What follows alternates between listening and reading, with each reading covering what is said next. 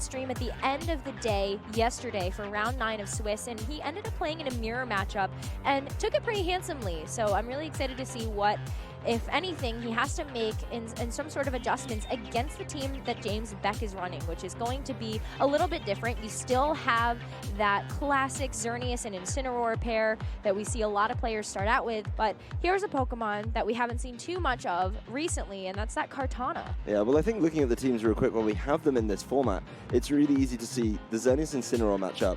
Then you've got in the next slot down Salamence and Tornadus, which are both really good tailwind setters that then can ride some big hits. Then you have your choice of primal Pokemon, Groudon for Rene, Kyogre for James. That bottom left-hand corner is going to be a fast attacker that can do a whole lot of damage. I mean, Kartana well known for its high damage output, and as we see with the Psychic Terrain that James isn't going to be able to counter of his own, something like the Tapu Lele can put out huge damage. And then the bottom right, we go back to the matching up with the Amoonguss. So the teams probably play in a very similar fashion in that regard.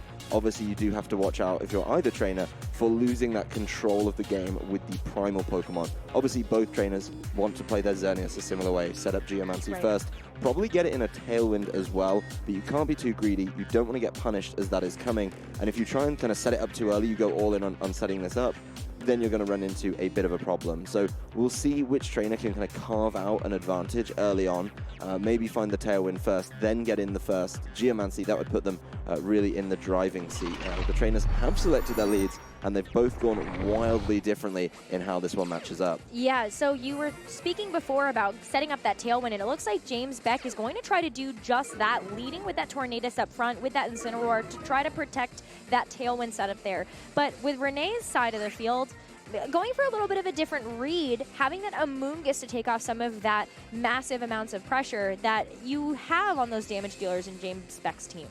Well, it's interesting to see kind of how the Amoonguss is going to fare in this one. This turn, it does going to keep itself safe with Protect, but overall, there comes a point where it may struggle a little bit against something like this Tornadus. Tornadus not starting out with a Tailwind because it has moved after the Tapu Lele.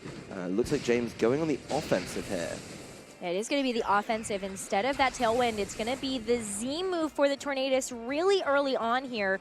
And we're going to find out whether or not this is going to end up going into the protected Amoonguss with that Supersonic Sky Strike, or if it's going to be trying to deal with that Tapu Lele. It's going to be the Amoonguss. So that Protect is going to do a little bit to be able to stop some of this damage, but Amoonguss is still taking a nice chunk. Yeah, that's a huge amount of damage coming through a Protect, to be quite honest with you, and the Protect eating up the U-turn. So the smart play there from Rene, even though Amoonguss against two Pokemon it doesn't like to face off against, has put itself in a good position. Interesting to see James not set up the Tailwind. It felt very safe. Obviously, you have to be concerned about the Tapu Lele and the ever-present Choice Scarf, which Rene has indeed revealed there. And now Tornadus realizes, I do need the Tailwind. I do need to be getting faster than that Tapu Lele because I am going to get knocked out for my troubles here. Yeah, going to get taken out, but at least they did get the Tailwind set up. So this is going to be a really good position for James Baek, guaranteeing a couple of really fast turns in the near future. Incineroar finally going to be able to get that U-turn off, so James is in this favorable position of being able to kind of predict what Rene is going to do and set up their own Pokemon. Well, he's put himself in an interesting position here, right? He's managed to clear the field after his Tailwind is set up. He could bring back in Incineroar. That's certainly an option for him, something we can't rule out here. But he is going to be able to throw something in to eat the Spore. He U-turns into Xerneas. That gets spored. Rene, not at all scared. Just if the Amoonguss is going to be around, it's going to put something to sleep there. And his positioning is getting a little bit tough right now. James has to bring in a partner Pokemon. Incineroar coming back in. But Incineroar is going to be really up against it to try and buy enough time for that Xerneas to wake up and Geomancy safely. Well, that's the hard part about getting it put to sleep, is you can't play the game and you have no idea when your Pokemon's going to be able to wake up. So yeah, Incineroar is going to have to do a little bit here. We'll be able to buy some time, I think, with probably a Fake Out, but maybe not. Xerneas trying to wake up. There's the Psychic Terrain in play, so he's not going to be able to buy any time that way. I mean, it's not like Intimidate's buying him any time either. Neither of these Pokemon really care about it. It's going to be so hard. Amoonguss potentially knocked out. There it is. There it is. That definitely helps. It means that the Xerneas can try and Geomancy back up. But the concern right now is if it doesn't wake up this turn, it has to wake up now, Geomancy, hope that the special defense boost keeps it safe from the Tapu Lele. It's going to be very close, looking at how much damage it took previously. You know, and I don't think it's going to be able to take a hit from Groudon either. I think James really, really punished for that U-turn, which did a little damage to Tapu Lele, but overall has just put him in a worse position, trying to tidy up the board after that Tailwind. The big concern right now, you know, is can he do enough in this current moment? Potentially Kyogre in the back would be able to help, but Kyogre's got a lot to kind of work through, and as soon as the Tailwind expires, I think the Tapu Lele is just going to be in a good position to apply that pressure. Yeah, I wonder whether or not James had to make a decision knowing that Amoonguss is usually kitted with some move like Spore. Do you allow your Xerneas to take the fall, or do you allow your Kyogre to take the fall? Just kind of thinking about that endgame. Yeah, neither was really a premium option there. I think Incineroar maybe would have been a bit better off flare blitzing, and this game really comes back to that turn. James has been on the back foot since then. Now he has to switch out to the Incineroar. He can't fake out with it. The Psychic Terrain causing so many problems for him. You know, usually turn one you'd like to fake something out, set up a safe Tailwind, but Rene's been playing so smartly. You know, yes, Amoonguss has gone down, but it's bought him so much time. The Kyogre is forced in at this juncture, and it could really get punished. Well, Kyogre could at least reset the weather here, but you still have Psyshock that's going to find its mark on a Xerneas, and Xerneas can't wake up yet. That's going to be it for that Xerneas. Comes out and can't do a thing. Yeah, coming into the Spore just wasn't the option at all. The Precipice Blades will miss, but right now, Rene has a very clear endgame plan in line. These are going to be James's last two Pokemon, so you switch out the Groudon. That'd be great. Something might get knocked out in return by this Primal Kyogre, but in the end, you know, you can just bring back in the Groudon. Then your Groudon's only going to be concerned about something like Ice Beam, because he's not going to have any way to access Primordial Sea, and he should be able to clean it up pretty cleanly. So that Amoonguss play, I think, is really where the game was lost for James. Turn 1, attacking into the Protect. You know, turn 2, getting Spored on the way in. Not what you wanted to see at all. Rene is going to reveal his Xerneas, showing off all of the Pokemon, and I really don't think he minds having to show that off right now. I think it's pretty standard. You bring both of your restricted Pokemon because they're just that good. Well, I mean, here we go. The Water Spout's going to double knockout. The critical hit on Xerneas. Rene looking a little bit frustrated by that. And I will say, this game has now changed very drastically. I don't think that was expected. It definitely was not. The Tailwind has petered out, though. And, you know, the Psychic Terrain is gone. Not so important now. But this Groudon's got a whole lot of work to do. All of a sudden, I think that Xerneas was expecting to be able to take that one a little bit better. That critical was pretty important there. Particularly by Rene's reaction, I think he was expecting that to take it. This turn, he would have been in a better position with no Tailwind in play. He may not have Geomancied. But now this Groudon essentially has to land every Precipice Blades. Fortunately, it's not intimidated, so that helps.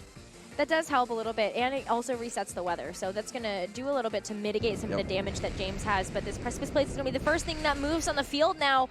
Incineroar going to get knocked out by that just because of the super effectiveness, and Kyogre takes it like a champ. Yeah, I mean, it's still going down. Kyogre's forced to Ice Beam over and over again, though, and that's certainly going to be a tough one for Rene. I mean, it's going to take 2 more to get there, so Groudon essentially has 2 opportunities to land a Precipice Blades. He won't even have to worry about the potential damage because now it's single target, its damage is increased. So Rene, keeping the Groudon for later, really was the win condition. We'll see if he gets there. It's going to connect and wrap up the first portion of this game.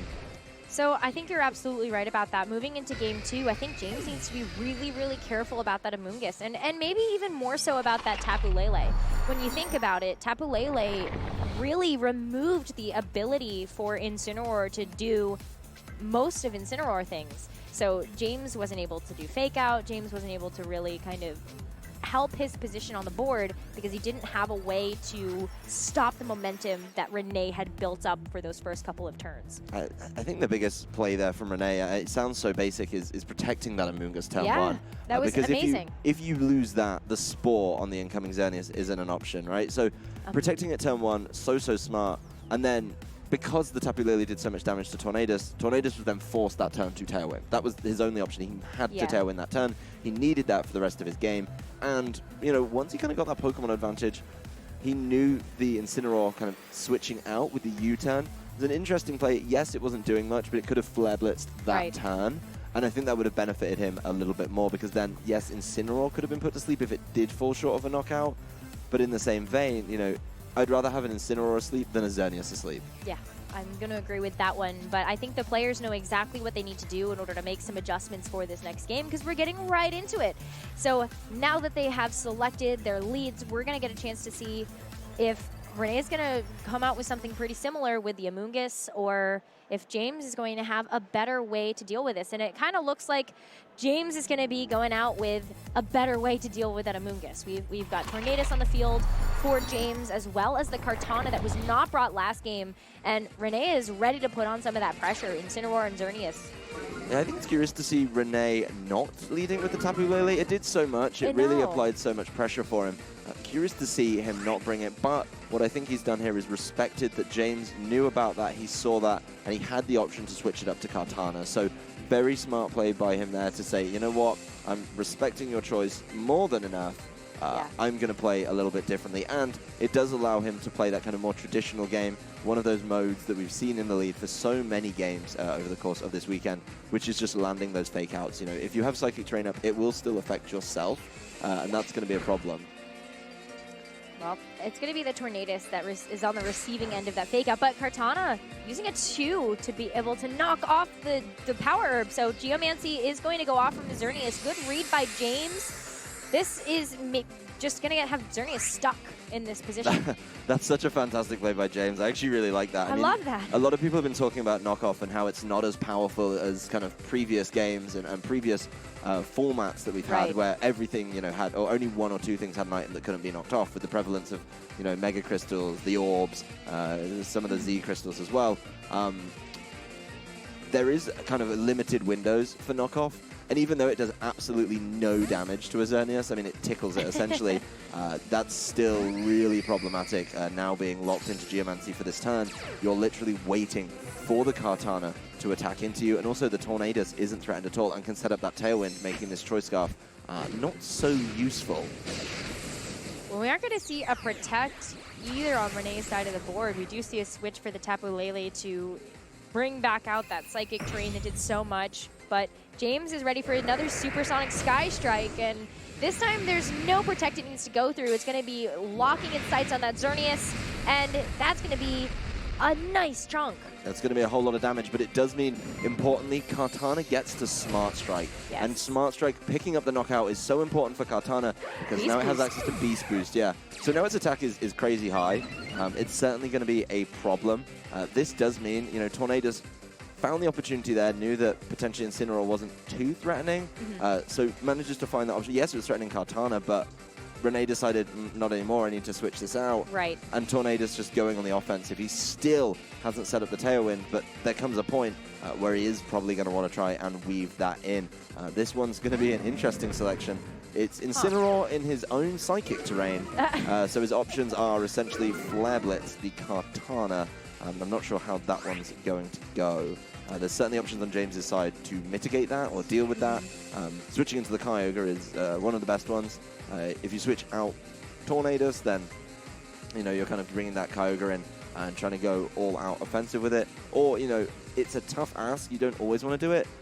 But if Kartana's not doing what it needs to do on this turn, if it's going to struggle, yes, you want to keep the Beast Boost, but you also want to keep it safe for later, maybe to come back and play when the Tailwind is set up, so it can outspeed this Choice Scarf carrying Tapu Lele. Well, we're seeing some pretty critical decisions being made here, but Fake Out is at least going to do some damage, but again, is not going to actually stop the Tornadus, but Rene is choosing to double into it to see if he can get the knockout, and he does. Yeah, Rene, a very smart play there. Tornadus not affected, of course, by the Psychic Terrain, because it is a flying-type Pokemon. And even though that was a little bit kind of telegraphed, like that was definitely an option, he keeps going for it. Tapu Lele, though, taking the hit there, making sure that it doesn't fall to the Smart Strike even after the Beast Boost. Really good knowledge of the ins and outs of the mechanics of the game from Rene there, knowing exactly what he could do in the Psychic Terrain. And now, I mean, there's no Tailwind set up. That's something kind of Tornadus is known for, is coming in and Tailwinding. In this game, it's not quite got there. And that's really kind of smart play, I think. Well, this is also kind of one of the more pivotal moments within the game, because we can probably guess that Rene and James both have their primals in the back. And it comes down to a weather war sort of at the end of this, where Rene, remember, Rene saved their Groudon to be able to deal with James's Kyogre, and it did a lot of work back then. So we'll see what's going to happen in these next turns, if anything's going to get knocked out here. But James opts to just remove the Beast Boost, bring out Kyogre, and get the party started. Yeah, I think it's always a bold play to try and get your Primal in first, because then you're essentially forcing yourself to have to switch it out. Yeah. If something gets knocked out in this turn, then you're stuck with Kyogre, and then we get to that similar endgame to last time where, of course, we do just see, you know, the reversion and Groudon just going to town, essentially. I think the Xerneas switch feeling a little bit safer right now, maybe trying to absorb a Flare Blitz there, you know, neutralize it with the Primordial Sea. Xerneas taking a whole lot of damage there from that Psyshock, but it's still around. It's still going to be able to Geomancy, most importantly. Yeah, and it's not going to have the similar problem that Rene's did, which is it has that Power Herb, so James is not going to have to wait to see some of those stats get changed for that Xerneas. And it's going to be a pretty powerful deer moving into these next couple of turns. Yeah, the Xerneas is going to be carrying a lot of the weight right now, I think, of this team. There's going to be a number of switches. This one could get exciting. I mean, Incineroar leaving the field will mean Rene has to reveal his last one. I'd be shocked if it wasn't Groudon, but this immediately forces a change in play from James. It forces the Kyogre to leave the field. It forces him to start thinking forward about that weather. And those switches, you know, he knows that Kartana's coming back in. He can then start to capitalize on that, especially with a Groudon on the field. Kartana, not the bulkiest of Pokemon, and yeah. Groudon well known for its high damage output and a typing that makes the Kartana switch in essentially fodder for the change. The problem is with that, he has to make that switch. If Kartana comes in and gets knocked out, that's not what you want to see at all. It's not going to be able to do that. And if you don't get a knockout in this turn on the Tapu Lele, then, you know, you're forced to bring Kyogre back in, and that's just a huge problem. So a lot of weight on Xerneas. The Tapu Lele doing quite well here. Tapu Lele switching out for Incineroar, you know, yes, you're putting a lot of pressure, essentially, on James to target things correctly and make sure the Incineroar gets knocked out in that turn. Even if you exchange the Kartana coming in for it, it could be interesting to see exactly how they go. There's also the option just to protect on the Kyogre and kind of buy a turn that way. We'll see exactly how James plays it. If you protect, though, you know, and you don't get the knockouts where you need them, this Xerneas is potentially in danger. It's a bold move. It would be a bold move to see James actually go for the protect here, but they're taking a lot of time because they understand that this is going to be one of those critical moments. Xerneas, though, is protecting. Yeah, it's a protect on Xerneas. I think James kind of trying to slow the game down a little bit here. Psyshock, though, heading towards this Kyogre, really wants to make sure that that's something he's not dealing with. And Groudon taking the opportunity to set up a Swords Dance. So if that's Rene's end game plan right now, he knows exactly that that's the one he wants to deal with. Kyogre doing its best to fight back, but I think Groudon's going to be pretty comfortable with that one once again. I think so, and that wasn't the knockout that I feel like James really needed on that Tapu Lele. So now Rene is sitting in a much more comfortable spot. Well, we're in, you know, it's a similar position. We have the exact same Pokemon on the board. He protects the Xerneas, which I think is interesting because Rene calls that, doesn't throw any moves into that side of the field. And now the Kyogre just took a whole lot of damage and exchanged back kind of a pittance in comparison onto this Groudon. So we'll be curious to see if we can start carving out that advantage. That Kyogre is just staying on the field, but this Xerneas feels like it can do enough, and now the Ice Beam's connected. Ooh, it does do enough. So maybe that Ice Beam was kind of just the exact amount of chip damage we really needed to see James finish off that Groudon. So Swords Dance not going to be able to actually do anything here. Xerneas, though, is going to get punished a little bit. Rene is going to get a little bit of revenge here, but Kyogre now gets to connect that Ice Beam onto the Tapu Lele, and that'll be enough to pick it off, too. Yeah, it will, and I think James, Rene looking a little bit perturbed there. I think Rene realizing that turn where he did decide that, hey, getting rid of this Kyogre's not important, I'm going to set up the Swords Dance, definitely shows as we approach the end of this game that it's kind of a little bit wasted, right? Like, that turn he could have knocked out Kyogre, and that would have been so much different. He opted not to do it, and now we have a Kyogre versus an Incineroar. So this was not the end game state Rene was expecting at all, I think.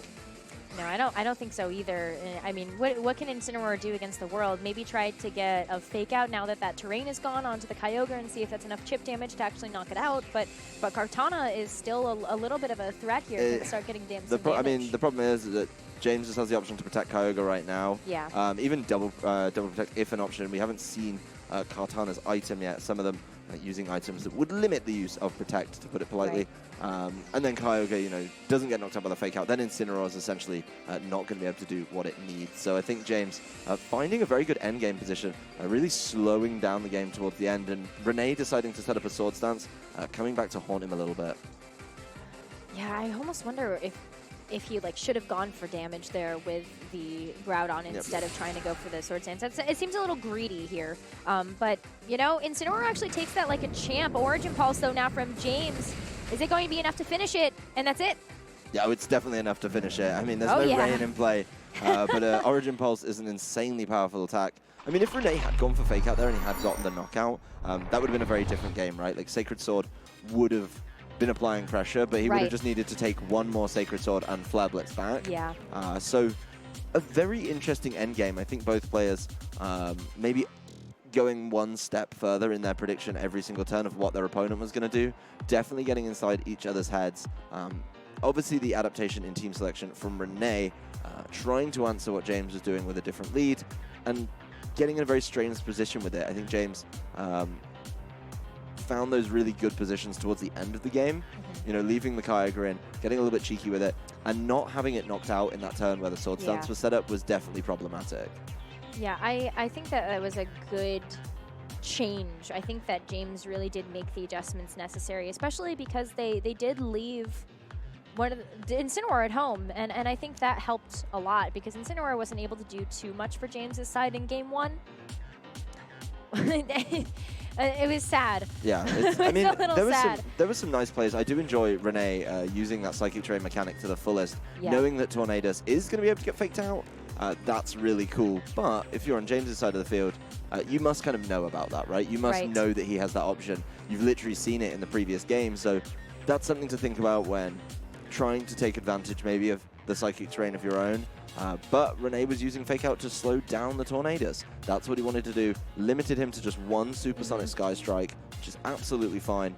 No Tailwind in play, which definitely, you know, I think kept it closer. I think if Tailwind went up, it could have been much more comprehensive in James's favor. James needs to be able to protect the Tornadus to be able to set up the Tailwind, though. And I think that he was a little bit pressured into an unfavorable spot where he felt the need to use the Z move before actually working and being patient to actually get that Tailwind up. So we'll see if that Tornadus comes out first, if it comes out later, or if it's even here at all here as we move into Game 3. Rene and James are all tied up here.